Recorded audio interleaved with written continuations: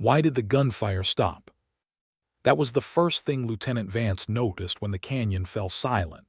Moments before, the above them had been alive, muzzle flashes cutting through the storm, tracer rounds streaking red against the night. Then, nothing.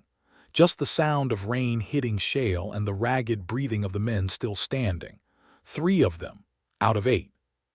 They were supposed to be exfiltrating by now. The drone feed had gone dark 10 minutes earlier. Comms were down. Their overwatch had gone offline without a word. That overwatch had a name, Corporal Reeves, but no one had said it out loud yet. The storm was rolling hard from the west, sheets of rain, visibility dropping by the second. Somewhere beyond that was the sound of movement, deliberate, careful. The kind of sound that only happens when someone knows they're hunting. Knelt beside a wounded operator, pressure on the man's shoulder wound. He looked up at the black and whispered, "Where the hell's Reeves?" No one answered. They left her there 3 hours earlier, the only sniper in the unit, the only woman in the team, positioned high with an M110 and a thermal scope to cover their extraction. When the ambush hit, it came from 2 angles at once, well-coordinated, well-timed. Whoever was out there knew their pattern. The SEALs had moved down into the canyon to regroup. Reeves had stayed behind to hold overwatch. But then the shot stopped.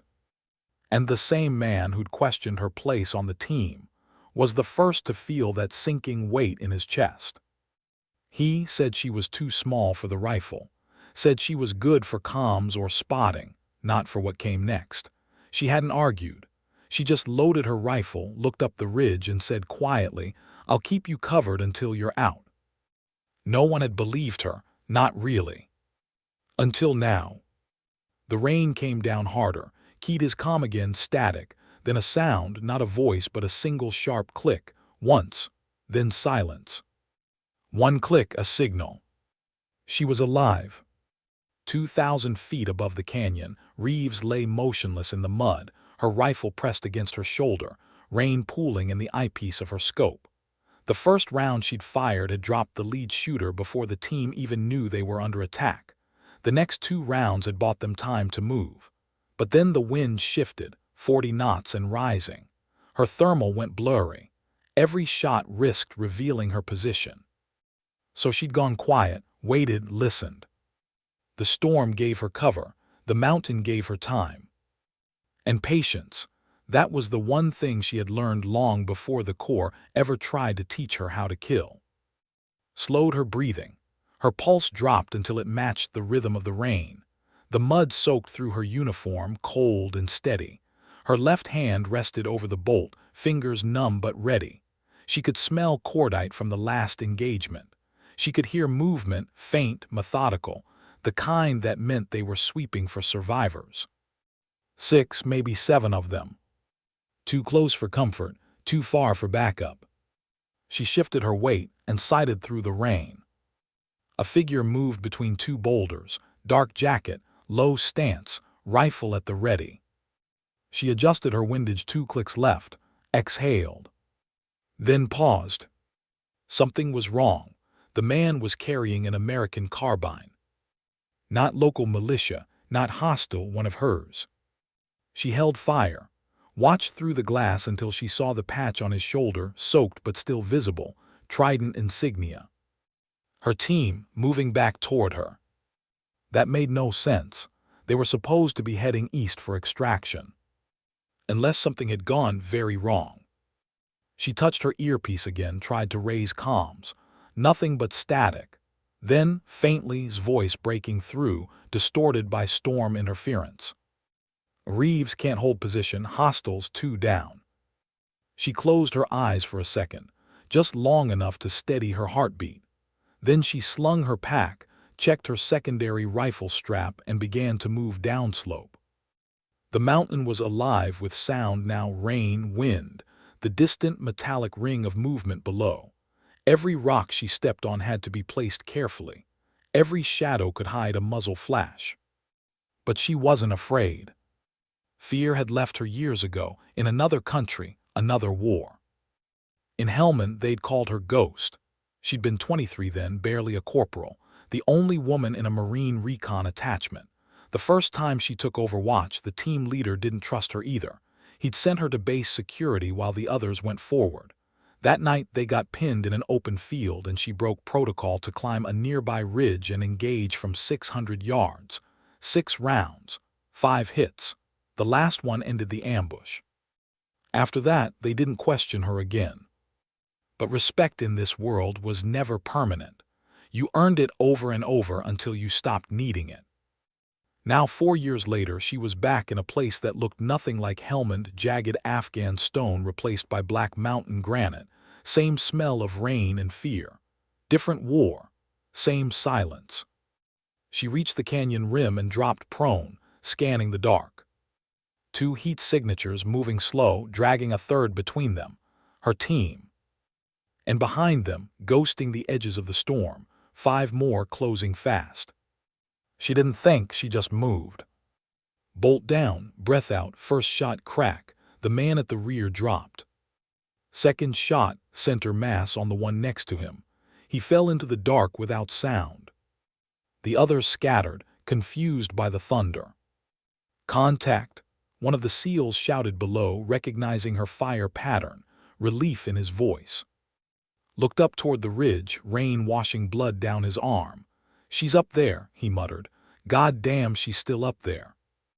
Reloaded, chambered another round, shifted position 6 meters left. Never stay in one spot. Rule 1. She found another silhouette through the scope, half visible through rain spray. She squeezed, missed, adjusted, fired again, hit. 3 down, 2 remaining. But she was running out of time. The wind was breaking her line of sight. She switched to night vision. The world turned green, then black again as lightning flashed across the sky. Below's radio finally cracked to life. A calm voice measured. Move east, I'll cover your 6. It was her, no call sign, no rank. Just her voice, quiet and steady as the rain.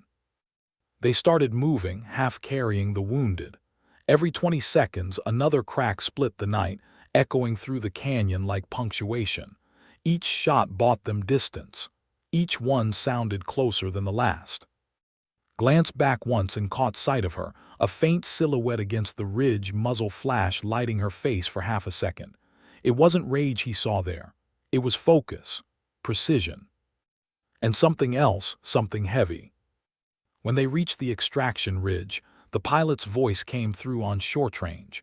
Storm window opening for 2 minutes. That was it. 2 minutes to get airborne or die in the valley. Counted his team. 6 men, 1 wounded. No Reeves. He keyed the mic. Reeves move bird here, we're lifting in 90. Static, then a click, 1 click. No words. He froze, that single click same as before. It wasn't a response, it was a message. Go. She was staying behind. Up on the ridge, watched the rotors slice through the fog. The helicopter rose into the storm, the downdraft blowing her hair across her face. She felt the recoil in her shoulder again, the dull ache that never quite went away. Her spotter scope lay cracked beside her, rain pooling inside the lens. She'd lost count of the shots, lost track of how long she'd been awake. When the sound of the helicopter finally disappeared into the dark, she exhaled and let her rifle fall across her chest. The silence that followed wasn't peace, it was something heavier. Something earned. She stayed prone until the first light started to rise behind the clouds. Then she sat up slowly, checked her magazine, and looked down at the valley where the team had been. Smoke still drifted from the brush line. The rain had turned the ground into black glass. She felt something in her chest, not pride, not relief, something quieter, the kind of exhaustion that lives deep in the bones. She'd saved them, but no one would ever really understand what it cost her to do it. Somewhere far below, a radio crackled, his voice again. Reeves, you copy? She smiled faintly, rain tracing down her cheek. Copy, she whispered, then she shut the radio off. Because sometimes the only proof you need is the silence that follows. What happens after the shooting stops? Most people never think about that part. The silence after the storm, the ringing in your ears that sounds too much like the last breath of someone who didn't make it. For Reeves, that silence was the hardest part to survive. She hiked out alone through 20 miles of black mountain country, no light, no comms, no backup, just the storm and the ghosts of her own shots echoing off wet stone. They had gone quiet before dawn.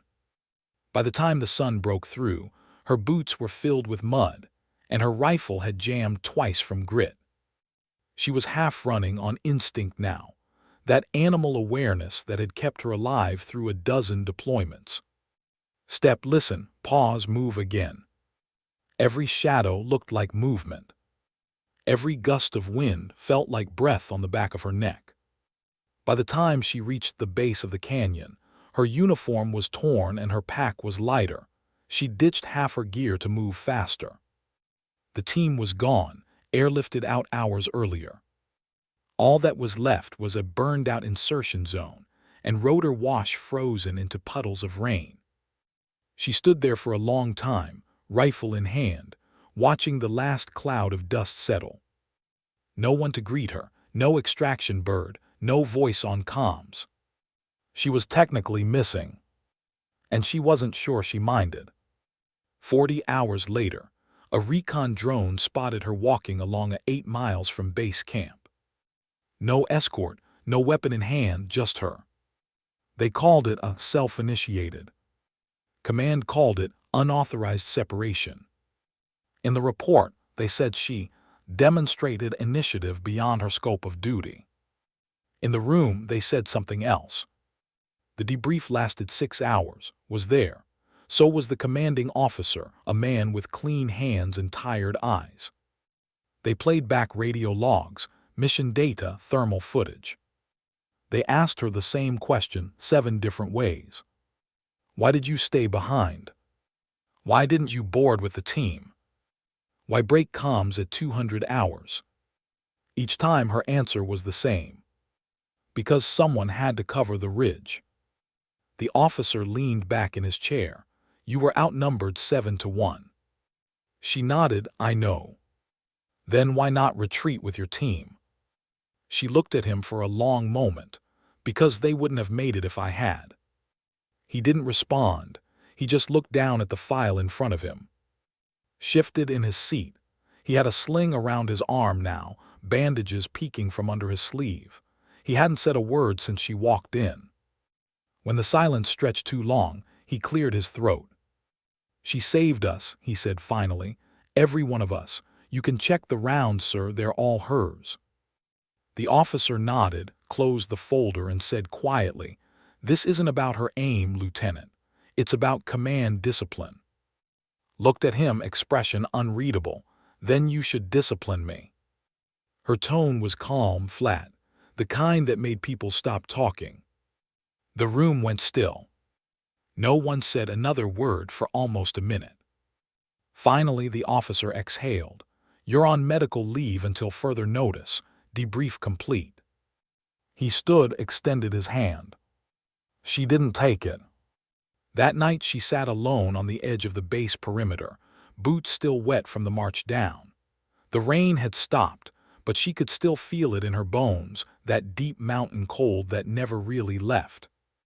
The others were inside, laughing somewhere, alive because of her.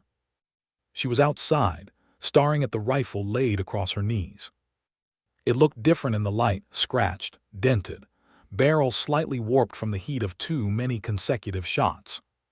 The weapon that had saved 6 lives and nearly cost her her own. And yet in her mind she kept hearing the same question, why did you stay behind? The answer had always been simple.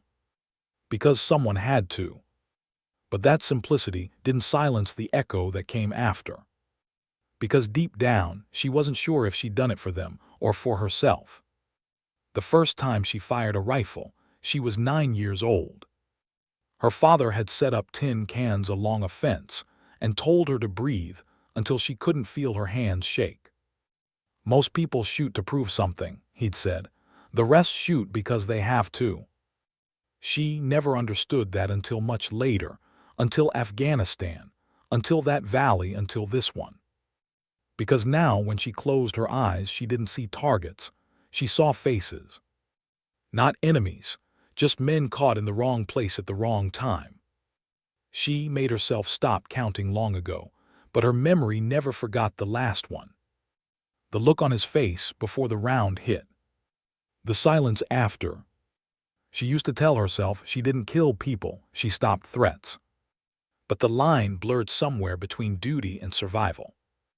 Now she wasn't sure which side of it she stood on.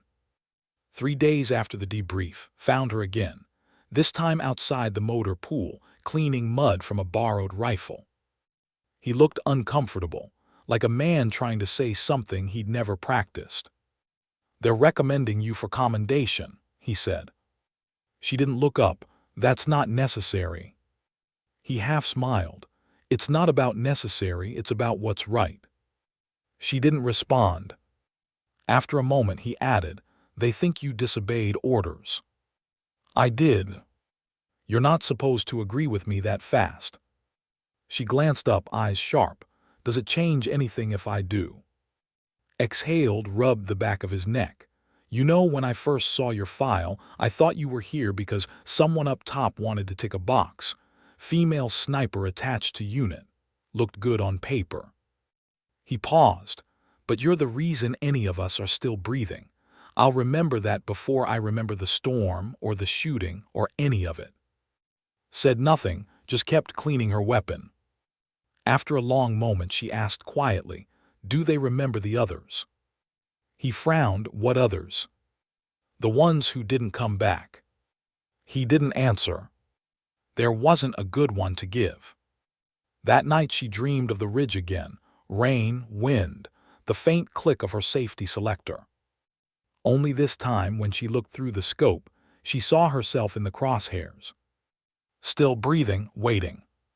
She woke up gasping, sweat cold on her neck. The nightmares weren't new, but this one felt closer, like it wasn't a dream at all, just memory wearing a different face. She sat up, feet on the floor, staring at the shadows on the wall. Somewhere in the base compound, a generator hummed, steady, uncaring. She whispered to the dark, "You did what you had to do." But the dark didn't answer. When command finally cleared her for limited duty, they offered her 2 options: transfer to a training role or discharge. She chose neither. Instead, she filed for leave and disappeared into the mountains. Montana. The same place she'd once called home. The same mountains that had shaped her before war had sharpened her.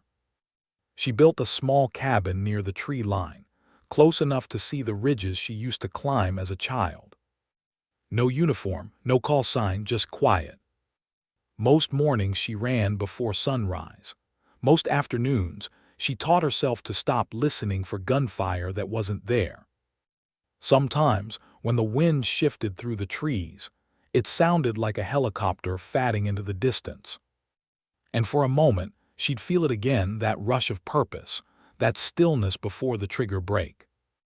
Then it would pass, and the silence would settle again. Months went by. Her hair grew longer, her hands stayed calloused. She read books she couldn't finish, started letters she never sent. Called once, left a message, something about a new unit forming, a need for someone with her experience. She never called back. Because she'd learned something on that mountain, something none of the commendations or after-action reports could capture. That there are 2 kinds of survival. The kind where your body makes it home, and the kind where your mind does. She managed the first. She was still working on the second. One morning, before dawn, she took her rifle out to the ridge behind her cabin. Not to shoot. Just to look through the scope. The valley below was misted over, the world quiet and still. She adjusted the focus until she could see her reflection faintly in the glass, her own eyes staring back at her. For the first time, she didn't see a Marine, or a sniper, or a soldier. She saw a person trying to remember who she was before all of it. The wind shifted. A single pine cone fell from the tree beside her, landing softly in the dirt. She smiled barely. Maybe this was what her mother meant all those years ago. When you wait for an animal, you learn to wait for anything. She lowered the rifle, let the safety click on. And for the first time in a long time, the click didn't sound like a shot. It sounded like peace. The call came just after midnight. Was sitting on the porch, rifle across her knees, the sky clear for the first time in weeks. The stars above the Montana ridge looked too clean to belong to the same world she'd left behind. She was halfway through a cup of coffee gone cold when her satellite phone buzzed, a number she didn't recognize, but one that knew her. She let it ring twice before she answered. "Reeves." The voice on the other end was calm, official, and colder than the air. "This is Commander, Task Force Grendel. You're not under recall orders yet, but we need your help." She didn't say anything, just listened. A pause, then, "Lieutenant recommended you." That made her blink. She hadn't heard that name in nearly a year. The commander went on. "We lost a recon element 3 days ago in the corridor, northern Pakistan. Terrain's vertical, satellite visibility's garbage. They went dark on approach. One of the operators was running live uplink before blackout. His last transmission mentioned enemy contact and something about a downed pilot." Closed her eyes. "What does that have to do with me?" "Because the only person who's made it out of that region alive on foot in the last 10 years is you." The silence that followed stretched thin. She could hear the hum of the line, the faint wind against her cabin. "Send the coordinates," she said quietly. By dawn, she was on a transport out of, wearing a borrowed uniform with no insignia and an old rifle case strapped across her back. They told her it wasn't a combat op, just an advisory assist for a joint rescue team. She didn't believe them. The mission brief came in pieces. No official record, no paper trail. 3 men missing. Last known position 2 clicks east of a narrow pass choked with fog and snowmelt. No aerial support because of the storms. No local assets. As they flew over the Karakoram Range, she stared out the window at the peaks below, raw, impossible, indifferent. She'd seen beauty in every battlefield she'd ever walked. It was always the same. The world stayed beautiful even while people destroyed each other on it. Met her at the forward camp. He looked older, thinner, a streak of silver through his hair now, but when he saw her he smiled, that same awkward mix of relief and guilt. "Didn't think you'd pick up the call," he said. "I almost didn't. I figured." They stood there for a moment, neither sure what to say next. The air smelled of diesel, sweat, and thin mountain oxygen. Finally, he handed her a tablet. "Last transmission, you'll want to see this." The screen flickered to life, helmet cam footage, time-stamped 3 days earlier. The image was shaky, night vision green. You could hear breathing, footsteps, wind. Then gunfire, sharp, close, echoing off stone. A voice shouted over the noise, "They've got the pilot, North Ridge." Then static. Then one last frame froze in mid-motion, a silhouette on a ledge, arms raised, backlit by muzzle flash. Zoomed in. The figure was small, not one of theirs, not military. She frowned. "Civilians." Shook his head. "Negative. Locals say a woman's been spotted moving through the area, never seen with any group. Rumor says she's been killing both sides." "Ghost story." "Maybe, but someone's still shooting." Watched the footage again. Something about the figure's stance, the stillness, made her chest tighten. She couldn't explain why. They left before dawn. The mountain air was thin and cruel. Every breath felt borrowed. The team was small, 2 local trackers, and a communications tech barely out of training. Carried her rifle low, wrapped in canvas. She walked at the rear, scanning the ridges. Every sound mattered out here. The The crack of settling snow, the scrape of loose shale under boots, the distant moan of wind through ice. They reached the first pass by noon. The snow was melting fast, turning the ground to slick mud. The trackers whispered to each other in Urdu, pointing toward a narrow gorge to the east. One of them crouched, brushed snow aside, and showed her the impression of a boot. Small. Smaller than hers. Paul slowed. "You said there was a pilot," she said too. He nodded. "Yeah, Air Force, female. Went down on recon flight 3 weeks ago. Command assumed she was dead until we picked up that transmission." 3 weeks. Yeah. That's too long to survive out here without help. Nodded grimly. Exactly what we thought. They pressed on. By evening they found the first sign of contact, an expended magazine and 3 shell casings buried in mud. 7.62, local make. Then 20 yards beyond, a blood trail leading toward a collapsed rock shelf.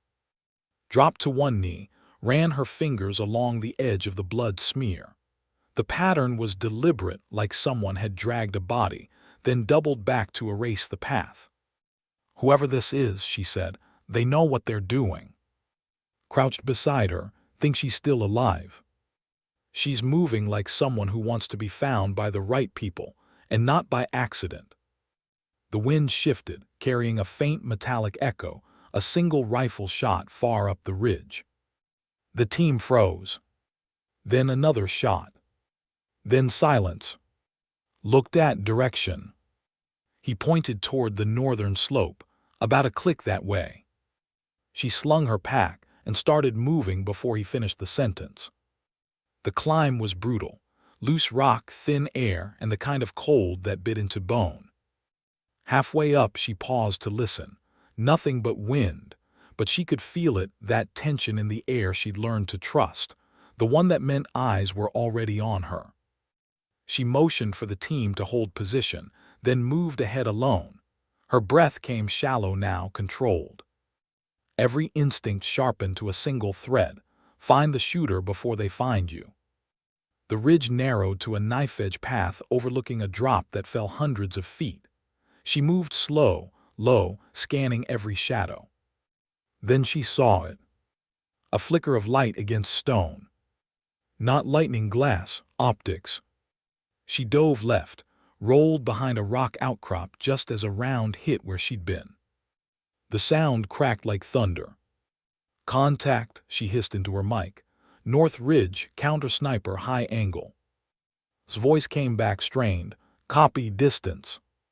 700 meters, maybe 8. She peered around the rock, spotted the glint again. Too far for small arms, too exposed to flank. Only one option. She unpacked her rifle, chambered a round, adjusted for wind. Her heart slowed. The world narrowed to the scope. She exhaled. Fired. The report echoed across the gorge, swallowed by distance. Then nothing, no movement, no second shot. She waited 30 seconds, then 40. Then a sound. Not a shot. A voice. Faint through her comms frequency, a woman's voice. "You're not local." Froze. The channel was secure. No one else should have been able to transmit. She pressed her mic. "Identify yourself." Silence, then, "If you came for them, you're late." The signal cut. His hand tightened around the receiver. The voice had been calm, too calm. And familiar. Something in the cadence, the control. His voice crackled through the comm again. "You get her." Stared at the ridge where the light had been. "No," she said, "but she wanted me to." They made camp at the base of the slope that night. The wind howled through the canyon, throwing snow into the fire until it hissed. The tech was working on the comm rig, trying to boost signal to reach command. The trackers sat silent, whispering prayers in the dark. Leaned toward her. "You think she's the pilot?" Shook her head. "The pilot didn't sound like that." "What do you mean?" She sounded like someone trained to hunt. He frowned. "You're saying the pilot went rogue." I'm saying whoever's up there knows our signals, our tactics, and our playbook, and she's using them against us. Stared into the fire. So what's the move? His eyes stayed on the ridge. We find her before she finishes what she started.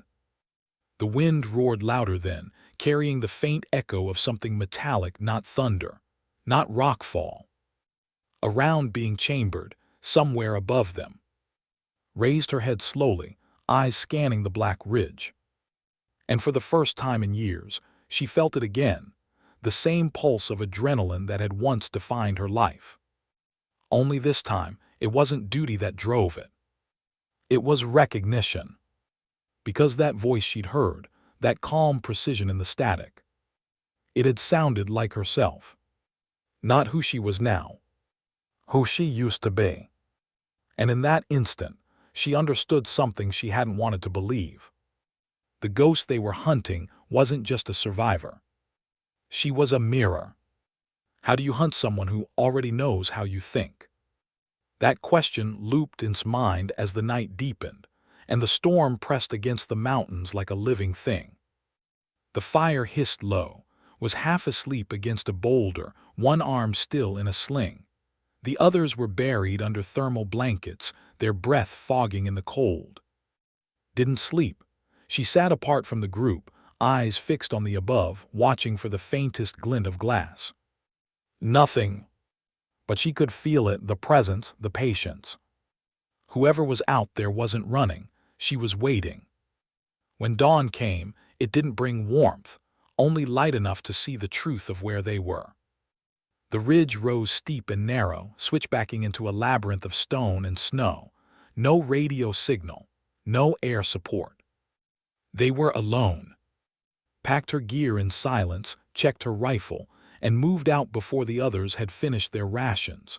Called after her, but she didn't turn. This wasn't a team movement anymore. This was personal. The ascent took 4 hours.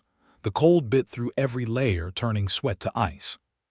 By the time she reached the upper saddle, her hands had gone numb, and her breath came in short, steady bursts. The wind screamed through the gorge. Halfway across the ledge, she stopped. A single brass casing lay in the snow, clean, untarnished, placed deliberately. Next to it, a strip of torn fabric Air Force flight suit. The pilot crouched, turned the casing in her gloved fingers. It was warm, which meant whoever left it was close. She raised her rifle slowly, scanning the ridge through her optic. For a moment, nothing. Then movement. A figure stepping from behind a stone pillar, small frame, hood pulled low, rifle slung across one shoulder. The woman lifted a hand, not to shoot but to wave. A gesture almost casual, almost taunting. Didn't return it. She lowered her rifle and began to move forward, deliberate, controlled. The other woman mirrored her, closing the distance until they stood 30 yards apart, two shadows in the snow. For a long time, neither spoke. Then the stranger pulled back her hood. She was young, maybe mid-20s, dirt-streaked face, eyes hard and distant, the kind of look you only get after too many days alone with fear. The pilot, or what was left of her. "You're Reeves," the woman said. Her voice was quiet, flat. "The sniper from Kandahar." Froze. That detail wasn't in any brief. "Who told you that?" she asked. The woman smiled faintly. "You did." She tapped the side of her headset, battered, cracked, still functional. "Your comms were open when you called the extraction last year. I heard every word." Felt the blood drain from her face. "You were in Helmand." "I was above it," the woman said. "Recon flight, saw your team pinned, saw what you did." She tilted her head. "You don't remember, do you?" His throat tightened. "I remember enough." The woman took a step closer. "You saved them. I saved you. I put rounds on the ridge that night so you could move. But command didn't like that story, said I compromised operational secrecy. So they grounded me, said I was unstable." Her voice hardened. "When the plane went down here, I decided not to wait for their rescue." eyes narrowed. So you've been shooting at everyone since. The woman's mouth curved. Only the ones who come looking to clean up the record. A gust of wind tore through the pass, carrying snow and silence between them. Two soldiers, both forgotten by the system that had made them. Lowered her rifle slightly. We're not your enemy. The woman's eyes softened for a heartbeat, then they hardened again. You think they sent you here to save me. They sent you to erase me. She raised her own weapon. You of all people should know how this goes. They don't want survivors, they want silence. Didn't flinch. Then pull the trigger, she said quietly. See if it helps. For a moment, the world held its breath. The woman's hands trembled, just slightly. Then she exhaled and lowered her rifle. I thought you'd say that, she murmured. You always did believe in mercy. Before could respond, a shot rang out not from them but from behind. The round struck the rock inches from the pilot's head. Automatic fire followed. The ridge erupted in chaos. His voice shouted through comms. Contact, multiple hostiles west slope. He was pinned. The trackers were down. The tech screamed something into the radio, but it was drowned out by gunfire. Hit the ground, dragging the pilot behind a boulder. Who are they? She hissed. Pakistani irregulars, been shadowing the crash site for weeks. Great timing, muttered. She peeked over the rock, saw muzzle flashes on the far ridge. 24 men, maybe more. Too many, too high. They were caught in a kill zone. The pilot gripped her rifle. We can flank from the left. There's a ledge that runs behind them. Shook her head. Too exposed, you'd never make it. I've done worse. Looked at her, the calm in her eyes, the quiet defiance. It was like looking into a mirror. She nodded once, then we go together. They moved fast, low, through waist-deep snow. Bullets hissed overhead, snapping into stone. Lead counting shots, predicting rhythm. When the fire paused, they sprinted. When it started again, they dropped. At 50 meters, she set up behind a ledge, adjusted her scope. 2 shooters, right flank. I'll take high, you take low. The pilot nodded. The next minute felt like an hour. Fired 1 shot, 1 kill. The pilot fired twice, clean hits. Then the ridge went silent again, the remaining hostiles scattering under precision fire. His voice crackled through. You still alive up there? Mostly, he said. He exhaled audibly. We've got wounded. We're pulling back to the lower gorge. Copy, we'll cover you. The pilot reloaded, breathing hard. They'll regroup, you know that, right? Yeah, said, they always do. They stayed in position until the last echo faded, until even the wind grew still. Then they both lowered their rifles and sat back against the rock, too tired to speak. The pilot broke the silence first. You could killed me back there. So could you. Why didn't you? Looked out at the horizon. The sky was starting to lighten. Because I know what it's like to be left behind. The pilot studied her for a long moment, then nodded. So what now? Smiled faintly. Now we go home, both of us. The extraction came 12 hours later. 2 helicopters in formation, rotors cutting through thin air. Climbed aboard first, bloodied but alive. The trackers followed. Turned to the pilot. You sure you're ready for this? The woman nodded. I've been ready for months. They boarded together, side by side, as the ground fell away beneath them. Through the window, the mountains stretched endless and white, silent witnesses to everything they'd done. Leaned over, voice raised over the engine noise. Command's gonna have questions. They always do, said.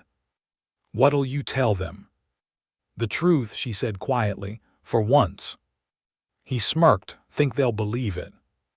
She looked out at the fading into clouds. Doesn't matter, I will. Weeks later, the official report came down. It called the mission a limited recovery operation with successful extraction of personnel. No mention of rogue elements. No mention of the firefight. Just the kind of story that fits neatly into a file. But in the quiet corners of the community, the ones where truth still travels between people who've seen too much, they told a different story. About two women who fought each other and then side by side, halfway across the world. About a sniper who refused to pull the trigger on a mirror of herself. About the storm, the silence, and the shot that never came. Never corrected them, she didn't need to. She went back to Montana when it was over. Same cabin, same mountains. Only this time, she wasn't running from what she'd done.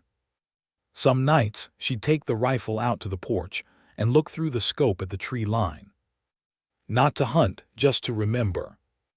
Because memory, she'd learned, isn't about holding on. It's about forgiving yourself enough to let go. The last time called, months later, he didn't mention missions or commendations. He just said, "You ever think about coming back?" She smiled into the receiver. "I never left." He laughed softly. "Figures." When the call ended, she sat in silence for a long while, listening to the wind through the pines. The same wind that had carried her once through fire and rain and darkness. She closed her eyes, let the sound fill her. And somewhere deep in that quiet, she realized. This was what peace really sounded like. Not the absence of noise, but the absence of needing to prove anything anymore.